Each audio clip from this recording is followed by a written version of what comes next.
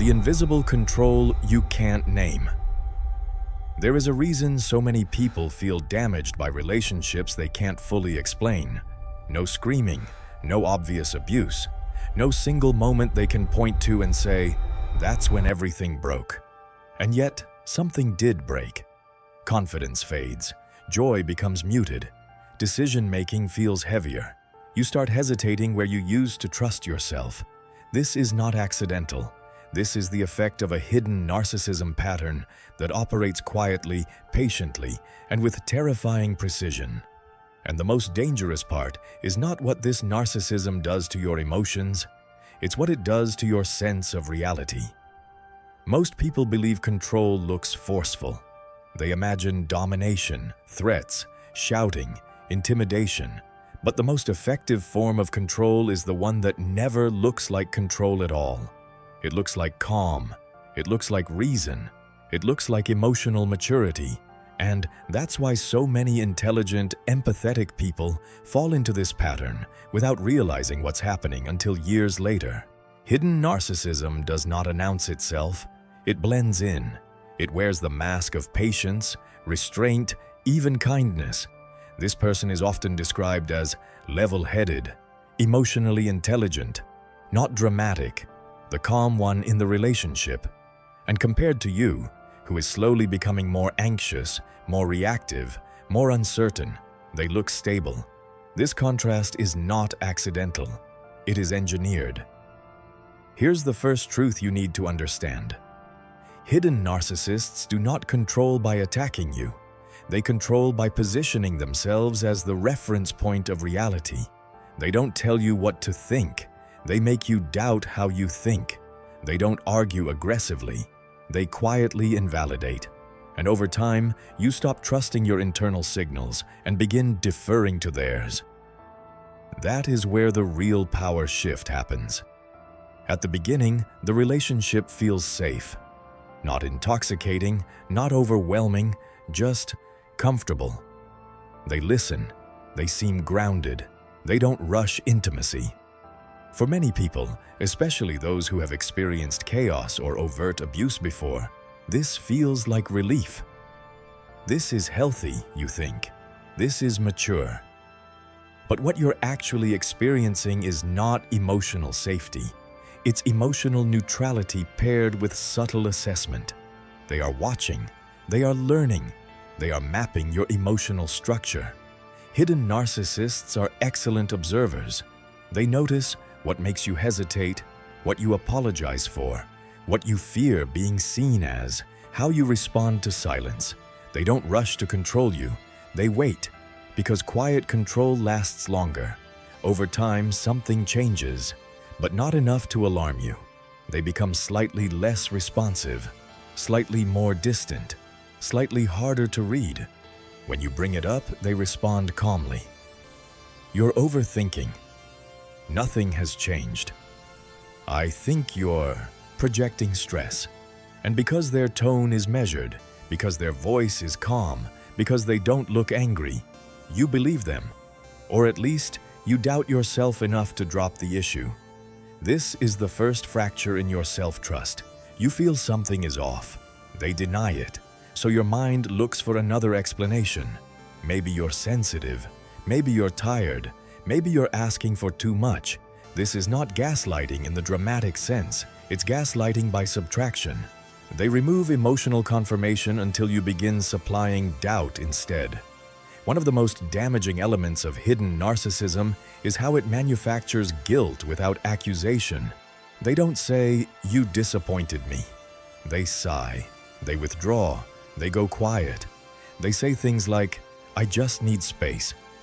I don't want to argue. It's fine, but it's not fine." And you feel that. So you apologize, not because you know what you did wrong, but because restoring emotional connection feels urgent. This trains you to associate closeness with self-blame. Over time, your emotional energy shifts inward. You monitor yourself. You replay conversations. You adjust your tone. You soften your boundaries. Meanwhile, the narcissist does not adjust. They remain still. Stillness becomes dominance. Here is where many people misunderstand this pattern. They assume narcissism requires grandiosity. But hidden narcissism is not about being admired. It's about being unchallenged. This narcissist does not need applause. They need psychological positioning. They need to be the calm one while you become the unstable one. They need to appear reasonable while you feel increasingly reactive. And once that dynamic is set, they are protected. Let's talk about why confrontation almost always fails at this stage. When you finally express discomfort, you do it carefully. You choose your words, you soften your tone, you emphasize that you're not accusing, and they respond with hurt confusion. "I didn't know you felt that way." "I'm surprised you'd think that of me." "I guess I can't do anything right." Suddenly, you're reassuring them. The original issue disappears, and something inside you learns a dangerous lesson. Speaking up causes emotional loss, so you stop. Hidden narcissism thrives in environments that reward calmness over honesty. In families, in workplaces, in relationships that value appearances, they look stable, you look emotional, and systems almost always side with the person who appears composed. This is why victims feel isolated even when surrounded by people. At this stage, the damage is subtle but real. You feel tired without knowing why. You feel anxious without a clear threat. You hesitate before speaking. You second-guess decisions you used to make easily. You are still functioning, but you are shrinking. And that is the quiet goal of this pattern. What makes this form of narcissism especially dangerous is that it does not create clear villains. There is no obvious abuse, no dramatic cruelty, no single moment of betrayal. So you stay, you endure, you rationalize, you tell yourself every relationship has issues. They didn't mean it that way. Maybe I just need to communicate better. And slowly you disappear inside that logic. But here is the truth that begins to crack the illusion. Healthy relationships do not require you to constantly doubt your reality. They do not require you to earn emotional safety through self-erasure. And they do not leave you feeling chronically uncertain while the other person remains perfectly composed. That imbalance is not maturity. It is control. In the next part, we will go deeper into how this hidden narcissism pattern operates in work environments and families, why high-functioning people are especially vulnerable, and how this dynamic reshapes identity over time. Because once you understand the mechanics, you'll recognize them everywhere. How this pattern shows up in the workplace and family. In the first part, we introduce the quiet, insidious nature of hidden narcissism. It doesn't scream for attention. It doesn't threaten or dominate. It doesn't explode in obvious rage. Instead, it subtly shifts reality until you doubt your own. It erodes your confidence, undermines your decisions, and makes you question the validity of your emotions. But what happens when these patterns show up in the spaces where you spend most of your time, work and family? Those environments can become a breeding ground for narcissistic manipulation. Let's look at how this pattern emerges and the toll it takes on the people who are trapped within it. The workplace. The quiet undermining of talent. Workplaces are meant to be spaces of professionalism, cooperation, and growth. But what happens when the people around you aren't interested in collaboration, but control? In a narcissistically charged workplace, a hidden narcissist may not immediately reveal themselves as an overt bully. They might start as a mentor, a friendly coworker, or even a supportive manager. But over time, a pattern emerges. They subtly undermine your confidence by questioning your decisions, even when you've been doing your job well. They downplay your contributions in front of others, making you feel invisible in a sea of colleagues. They take credit for your work, making it seem like it was their idea or initiative all along. A narcissistic boss or colleague might never yell or openly take advantage of you. Instead, they use subtle manipulations to keep you in a place where your self-worth is dependent on their approval. You begin doubting your own abilities. You start questioning if you're really cut out for the job. You believe the narrative they create, that you're too sensitive or overreacting when you raise concerns. Over time, the damage is done. You feel smaller, less confident, less effective. You're no longer the talented, capable individual who started. Now, you're just trying to keep your head above water, uncertain of how to move forward. The family, the subtle controls of a narcissistic parent. The family is supposed to be a safe space, a place where you can find unconditional support. However, when a narcissistic parent is involved, this dynamic quickly becomes toxic. It's not about open cruelty or aggression, it's about control. A narcissistic parent uses emotional manipulation and strategic withdrawal to create a sense of dependency in their children, even well into adulthood. They might say things like, "I sacrificed so much for you. You know how hard I've worked to give you everything. Don't you feel guilty for the way you're treating me?" These statements aren't just about guilt. They are about creating emotional confusion. The child is taught that love comes with strings attached, that every favor or act of kindness is a form of manipulation. No matter how old you are, no matter how independent you become, the narcissistic parent keeps you emotionally tethered. Here's how it works. The narcissistic parent offers conditional love, making you feel like your value is tied to how well you meet their emotional needs. When you don't perform as expected, they withdraw, becoming cold or distant. You might notice a shift in behavior when you start asserting your own opinions or interests. The parent may become subtly dismissive, cold, or manipulative.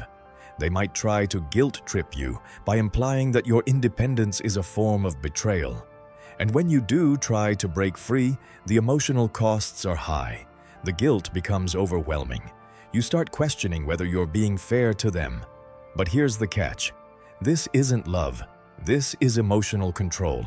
And the worst part is, you've been conditioned to accept it, to believe that their happiness comes before your own, that their needs are more important, that you owe them something, even as an adult.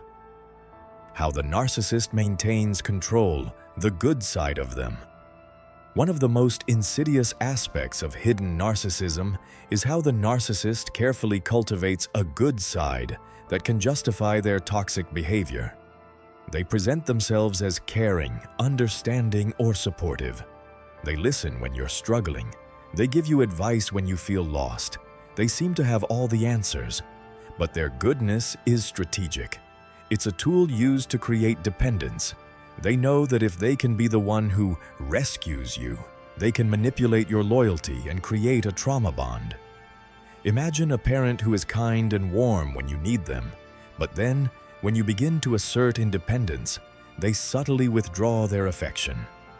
The kindness becomes conditional, designed to keep you tied emotionally, unsure if they will love you if you make a decision they disagree with. It's this back and forth, love, then silence, then love again, that creates deep emotional confusion. You begin to feel like you owe them something, and that if you make the wrong decision, their kindness will disappear. You become addicted to their approval, and the longer you're trapped in this cycle, the harder it becomes to leave. Why the victim questions themselves. At this point, the damage becomes internalized. The narcissist doesn't need to openly accuse you or criticize you. They simply let you do it for them. You begin questioning yourself at every turn. Am I overreacting? Why do I feel guilty all the time? Is there something wrong with me? Why can't I just be normal? These thoughts don't come from nowhere. They are planted in you through subtle manipulations over time. The narcissist doesn't need to make you feel guilty directly. They do it through indirectness. You don't have the clarity to see it's not your fault. You begin to think, if I was just different, they would treat me better. This is the hidden narcissism working its quiet magic. It makes you question your reality and feel unworthy of love unless you fit the narrow, self-serving mold they've set for you. The slow burn damage of self-doubt. As time goes on, self-doubt becomes your default. Your internal dialogue shifts from confidence to uncertainty. You begin to second-guess everything you say and do. You ask yourself, did I say that right? You wonder, am I being unreasonable? You spend hours obsessing over conversations, questioning your own emotional responses. This is not a sign of weakness. It's the result of long-term manipulation. The hidden narcissist doesn't attack you head-on. They simply wear you down, piece by piece. And what remains is a version of you that is constantly seeking external validation, unable to trust your own emotions or instincts. In the next part, we'll examine the psychological effects of living with a hidden narcissist over long periods of time. We'll look at how this dynamic escalates as the victim becomes more isolated and the narcissist's grip tightens. Because once this pattern fully takes hold, it's incredibly difficult to escape. But there is a way out. This hidden narcissism pattern is ruining lives quietly. The psychological damage no one talks about. By the time you reach this stage, the damage is no longer just situational. It's no longer about them. It's now inside you. Hidden narcissism doesn't just hurt relationships, it reprograms the victim's inner world. And that's why it's so hard to identify. The scars are not visible. They live in thoughts, reflexes, emotional responses, and self-perception. This is where most victims get stuck, not because they are weak, but because their mind has been slowly trained to survive inside distortion. How your mind adapts to emotional manipulation. The human brain is wired to adapt. When exposed to chaos, it searches for patterns. When exposed to emotional inconsistency, it looks for ways to regain safety. In narcissistic dynamics, the brain learns one core lesson. My survival depends on keeping them calm. This becomes automatic. You monitor tone. You read facial expressions. You adjust your words before you even speak. Not because you want to, but because your nervous system has learned that unpredictability equals danger. This is not love. This is hypervigilance. And the narcissist benefits immensely from this adaptation. They don't need to control you directly anymore. You control yourself. Trauma bonding. Why you feel attached to the person who hurts you. One of the most misunderstood effects of narcissistic abuse is trauma bonding. People often ask, why don't they just leave? Why do they still defend them? Why do they miss someone who hurt them? Because trauma bonding is not emotional weakness, it's biological conditioning. The narcissist alternates between validation and withdrawal, warmth and coldness, connection and neglect. This creates a dopamine-cortisol loop. Your body learns that relief only comes from the same person who causes the pain. So when they pull away, anxiety spikes. When they return, relief floods your system. This isn't romance, it's addiction. And the more empathic, loyal, or conscientious you are, the deeper this bond can form. The invisible loss of identity. Over time, something subtle but devastating happens. You lose clarity about who you are. Not all at once, not dramatically, slowly. You stop knowing what you like without considering how they'll react. You stop trusting your emotional reactions. You hesitate before making decisions that used to feel natural. Your preferences shrink. Your voice softens. Your sense of self blurs. And here's the cruel part. You may not even realize what you've lost, because you've been told for so long that your needs are too much. Gaslighting doesn't confuse you. It trains you to distrust yourself. Gaslighting is often misunderstood as someone lying to you. But hidden narcissistic gaslighting is far more refined. It sounds like, "That's not what I meant." You're remembering it wrong. You're being dramatic. "I never said that." Individually, these statements seem harmless, but repeated over time, they create a dangerous shift. You stop trusting your memory. You stop trusting your perception. You stop trusting your emotions. And once that happens, the narcissist becomes the authority on reality. They don't need to argue anymore. They don't need to prove anything. You already doubt yourself. Why empathetic people are hit. The hardest hidden narcissists don't target random people. They are drawn to empaths, high-functioning professionals, responsible children, loyal partners, emotionally intelligent individuals. Why? Because these people are willing to self-reflect. They assume, if there's a problem, maybe I can fix it. If they're upset, maybe I did something wrong. If this relationship is failing, maybe I need to try harder. The narcissist exploits this instinct. They weaponize your empathy against you. The role of shame in keeping you trapped. One of the quietest weapons of narcissistic control is shame. Not loud humiliation, not public disgrace, internal shame. You feel embarrassed for staying, ashamed for not seeing it sooner, ashamed for still caring. This shame keeps you silent. You don't talk about it because you're afraid people will say, "Why didn't you leave? How could you let that happen?" So you isolate, and isolation strengthens the narcissist's hold, even when they're no longer physically present. The moment everything starts to crack. There is usually a moment, quiet, internal, deeply unsettling, when something shifts. Not because they did something dramatic, but because the pattern becomes undeniable. You notice they never apologize without conditions. They never take responsibility without deflection. They always position themselves as misunderstood or victimized. And suddenly the confusion gives way to clarity. Painful clarity. You realize they don't misunderstand me. They don't accidentally hurt me. They don't change because this works for them.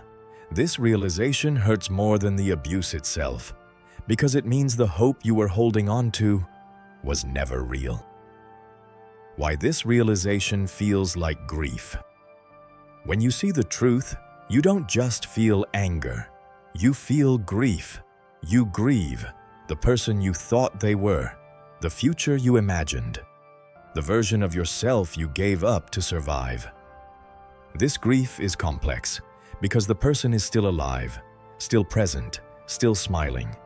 But the illusion is dead, and that's when the real healing begins. Not with revenge, not with confrontation, but with reclaiming your internal authority. Part 4. When you start pulling away, the game changes. There is a moment the narcissist senses before you ever say a word. You haven't confronted them. You haven't left. You haven't even fully understood what's happening. But something in you has shifted. You stop over-explaining. You stop chasing clarity. You stop reacting the way you used to. And to a narcissist, this is a threat, not because you're loud, but because you're becoming less controllable. The narcissist doesn't fear abandonment. They fear irrelevance. Contrary to popular belief, narcissists don't fear losing you. They fear losing access to your attention, access to your emotional labor, access to the psychological leverage they've built. When you begin pulling away internally, they feel it immediately, even if they can't articulate it. And that's when their behavior changes. Phase 1. Subtle re-engagement. At first, the narcissist becomes pleasant. They suddenly listen more. They show curiosity. They offer warmth.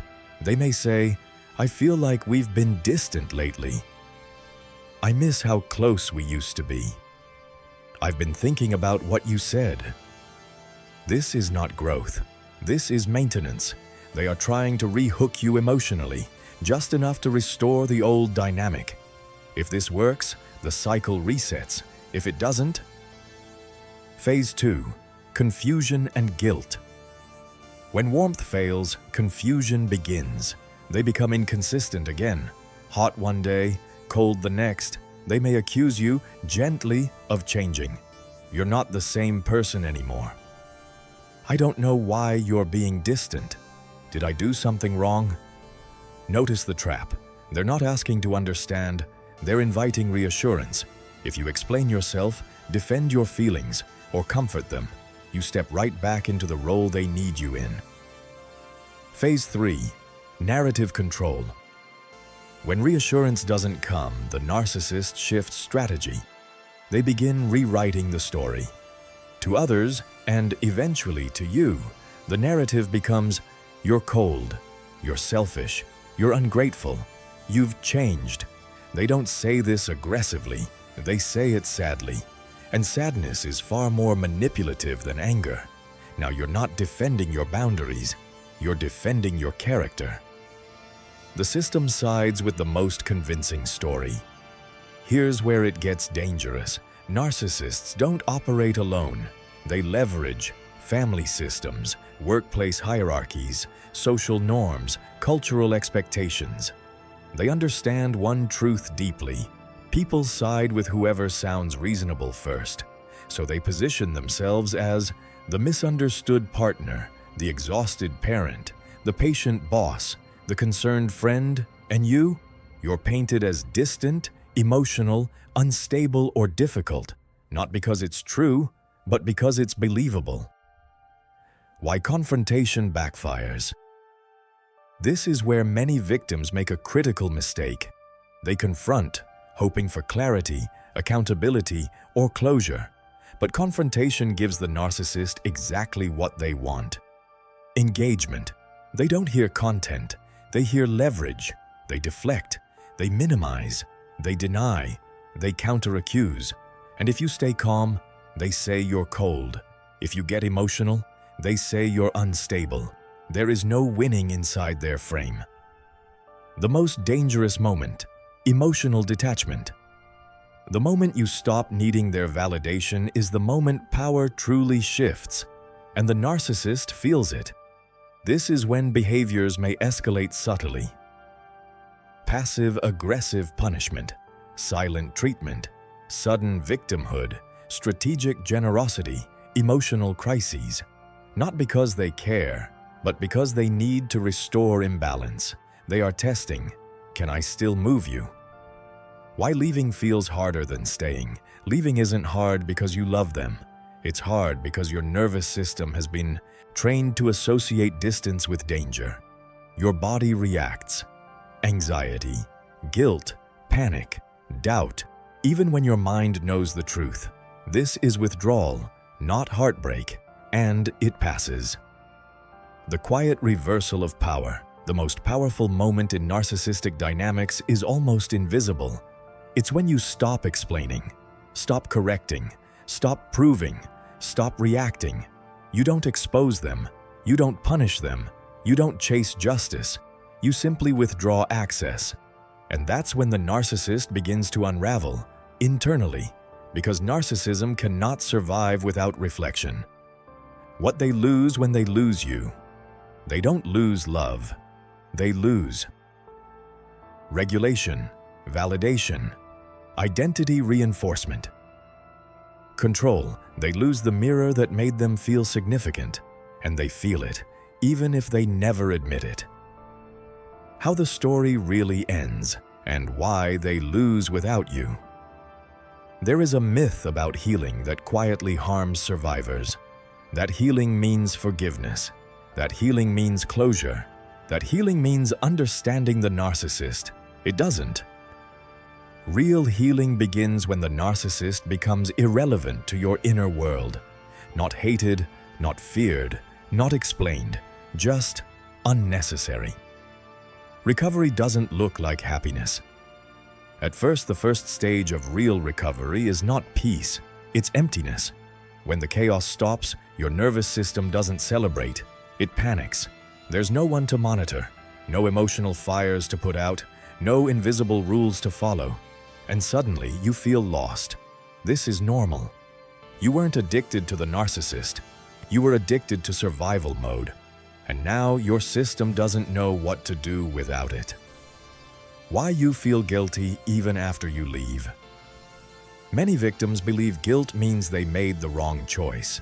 It doesn't. Guilt is simply the emotional echo of conditioning. You were trained to prioritize their comfort, their emotions, their narrative. So when you stop, your body reacts as if you've committed a moral crime. But guilt fades when it's no longer rewarded. And narcissists reward guilt with attention. The rebuilding of identity is quiet, and that's the point. Recovery is not dramatic. It doesn't announce itself. It shows up subtly. You stop over-explaining. You trust your memory again. You make decisions without rehearsing. You feel emotions without judging them. You begin asking, what do I want? What feels right to me? What am I allowed to need? These questions feel radical because they were once forbidden. Why narcissists always lose in the end. Not publicly, not immediately, not explosively, but structurally. Narcissists do not evolve. They repeat. Same patterns, same conflicts, same cycles, new faces. You, however, integrate. You gain discernment. You develop boundaries. You recognize manipulation early. And that creates an asymmetry they can't survive. Because narcissism requires ignorance to function. Once seen clearly, it collapses. The final reversal of power. The most devastating moment for a narcissist is not confrontation.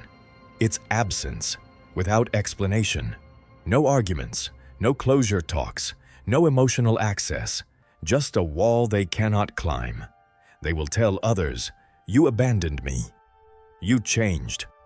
You're cold." But privately, they feel something far worse than anger. Irrelevance, and narcissism cannot tolerate that. What you gain that they never will you gain.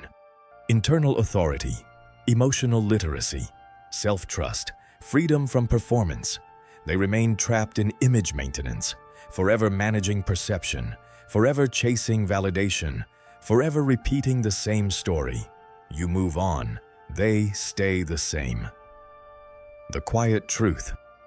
No one tells you you were never weak for staying. You were loyal. You were empathetic. You were hopeful.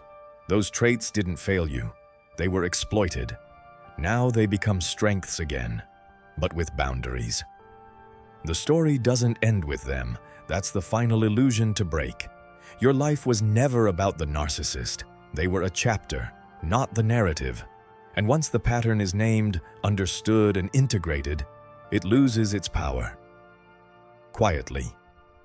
Final message. Hidden narcissism thrives in silence, confusion, and self-doubt. Clarity dismantles it. Boundaries starve it. Indifference ends it. And the most radical act of resistance is not revenge. It's living fully without them,